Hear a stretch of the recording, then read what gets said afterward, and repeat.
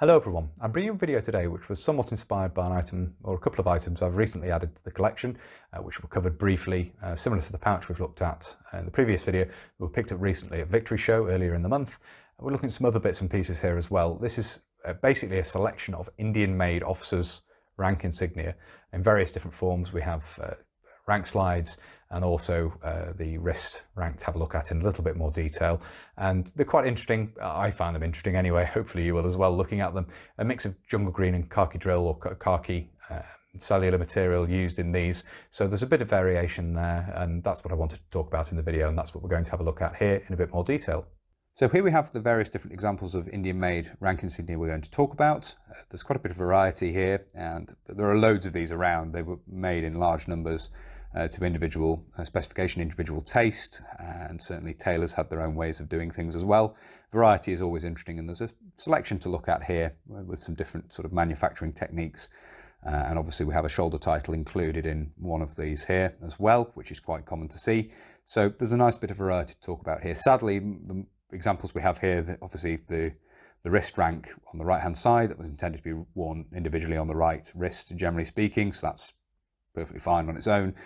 The other four, the rank slides, are singles, unfortunately. They are not pairs. I don't have the matching rank slides for these, which is a shame. It would be nice to have some pairs in the collection. It's something I do keep an eye out for at shows and so forth, but these are relatively desirable to collect, and therefore if they do turn up online, they often fetch a premium, and I like to try and find things like this at relatively reasonable prices, I guess you would say. They aren't a focus of my collecting, but they are nice to have and they are interesting. So we'll start on the left hand side here, obviously starting with jungle green. Really, I suppose we should be starting with khaki drill. Jungle green came along after khaki drill, of course, but through the end of the war, lots of men out in India and so forth were still wearing khaki drill, and what you would order from a local tailor would of course depend on what you were wearing in terms of uniform, and what you were issued in terms of uniform, whether you were issued khaki drill or whether your uniform was jungle green. So we have here a Royal Artillery Major's rank slide, which is made of drill, as you can see, a green drill, and this has been pressed and starched at some point in the past. The lingering remnants of starch, you can see there a slight shine to the cloth there where it's been pressed, and this has the RA initials, Royal Artillery, embroidered as part of the rank slide, and then we have a directly embroidered Major's crown there, which is really rather nicely done. As you can see, it's heavily padded. You can see how much that protrudes from the rank slide. So that really is a lovely example. If we have a look at the back side here, you can see the back of the embroidery in there, and the RA obviously has that strengthening piece at the back there where that's been embroidered on. So you've got a piece of white canvas there as a reinforcement, and you can see how the ends of this have been hand stitched over. So the ends of the rank slide have been turned over and hand stitched down. So just details of the construction there, and a particularly nice example. I was really pleased to pick this up. I can't remember when I got this now, many years ago, and I just loved the effort that had gone into making the crown, and it's a really nice rendition of the imperial state crown there. So just a nice thing. I like the insignia here from that point of view, the detail that went into some of this. In contrast, we'll move on now to the khaki rank slide here. I shouldn't say khaki drill, as this is in fact cellular material, as you can see. The trade name Airtex was commonly used for this sort of material, but cellular. And as you can see, this is probably had a bit of wear and tear, but rather crude interpretation of the crown there, and then a pip, so a lieutenant colonel's rank. This is slightly smaller than the sort of standard British rank styles or pips, and these are both manufactured separate to the rank slide and stitched on, as you can see from the back here, rather than being directly embroidered. This is rather narrow, so probably fitted on the narrow shirt epaulettes, possibly the detachable epaulettes from shirts that were around at that time, officers' shirts in particular. You can see, I don't know if you can see the stitching of the crown at the back there. You can just see a little bit of it there where it's been hand stitched on. But that's an example of one made actually cellular material, and the rank has been added separately and a lot more crude than the one we've just looked at, as you can see. So a variety from that point of view, a variation. Moving back to jungle green, we have a captain's rank here, captain's rank slide.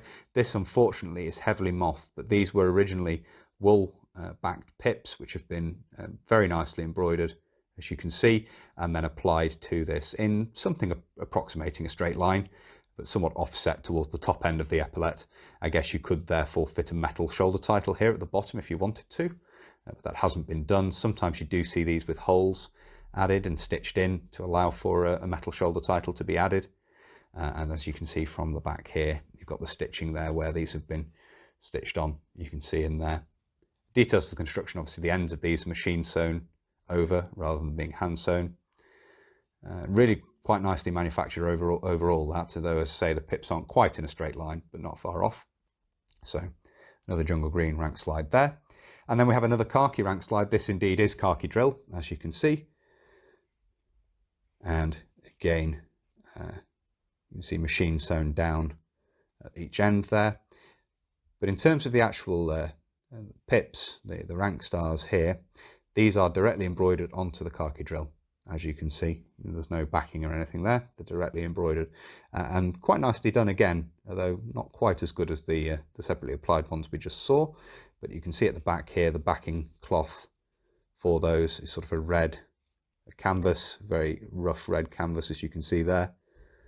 And that's just been used to reinforce where these have been embroidered on. And this again has been pressed and starched at some point in the past by the look of it. There's a bit of a shine to it, as you can see. But another nice example. I'd love to have had two of these. That would have been really nice to wear occasionally with the uniform, but unfortunately only have the one. And finally, we move on to the wrist rank here, the wrist band. Now these are quite common, certainly later in the war, to allow rank to be worn in a less conspicuous manner. Both officers and NCOs had these. You see sergeants, possibly corporals, but certainly officers used them as well to a degree, which is quite interesting. And this actually features miniaturized embroidered pips, which have been separately applied. You can see the stitching on the back there, quite crudely sewn on, but it does the job. And these are just miniature wool-backed pips. If we compare them in size to these ones, you can see they are half the size in terms of overall dimensions, probably. In terms of length side on each side, they're about half the size of full-size pips. So I like them from that point of view, just an interesting miniaturized version of the design. And this has been machine stitched, as you can see, this wristband. We have the holes let in here for the buckle, because this originally would have had a tongue, but that's missing, unfortunately. And as you can see the brass finish showing through the side here where the plating's coming off, and that's just been stitched in place. Obviously the end doubled over here. There is a hole in there where the prong would have protruded, but that's now missing. A typical Indian buckle, you find these on the waist bands of trousers. There are two small adjustment belts at the front, adjustment straps on the front of Indian trousers, Indian made jungle green and khaki drill trousers. And this is the style of buckle with a tongue that would have been used on those as well, and it's just been used here. Thankfully this still works, even though the tongue is missing.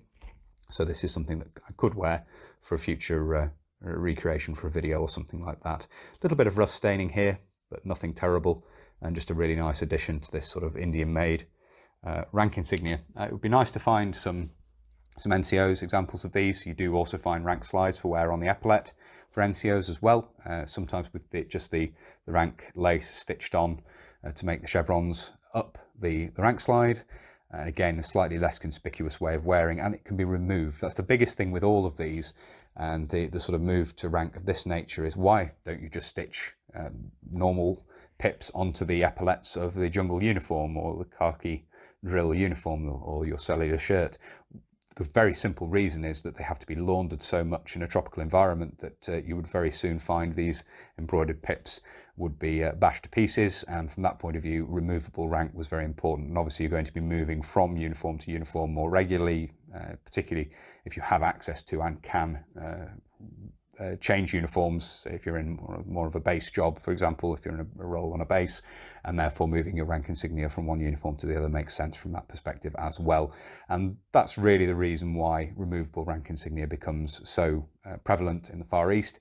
And formation insignia as well, to some degree, it was attached using small press studs and things like that to allow for it to be removed and for the garment to be laundered, and that's quite common to see as well. So I hope you found it interesting looking at this selection of Indian-made officers' rank insignia. Obviously the idea of this was to show some of the different manufacturing variations you see of the direct embroidery rather than having pips sewn on, in some instances embroidered pips sewn onto rank slides and so forth.